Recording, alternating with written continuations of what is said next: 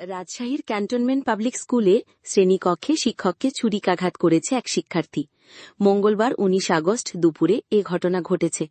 প্রত্যক্ষদর্শী সূত্রে জানা যায়, ক্লাস চলাকালীন সময় হঠাৎ করে ওই ছাত্রী ব্যাগ থেকে ছুরি বের করে মারুফ হোসেন নামের শিক্ষকের দিকে ঝাঁপিয়ে পড়ে।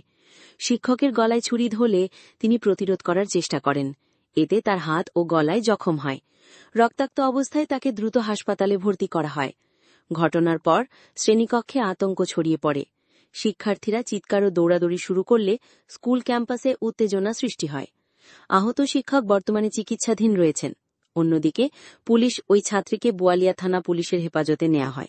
তবে কেন শিক্ষকের উপর হামলার চেষ্টা করেছে তা জানা যায়নি। ছুরিকাঘাতের বিষয়টি নিশ্চিত করে কলেজের অধ্যক্ষ ড নাইম আবদুল্লাহ জানান, অতর্কিতভাবে আমাদের এক শিক্ষকের উপর সামিয়া রেজা নামক এক সাবেক শিক্ষার্থী ছুরিকাঘাত করেছে। আহত শিক্ষকের হাতে এবং কাঁধে ৩টি করে সেলাই দেওয়া হয়েছে। তবে বর্তমানে তিনি আশঙ্কামুক্ত। এই ঘটনায় তিনি আইনগত ব্যবস্থা নেয়ার বিষয়ে ভাবছেন।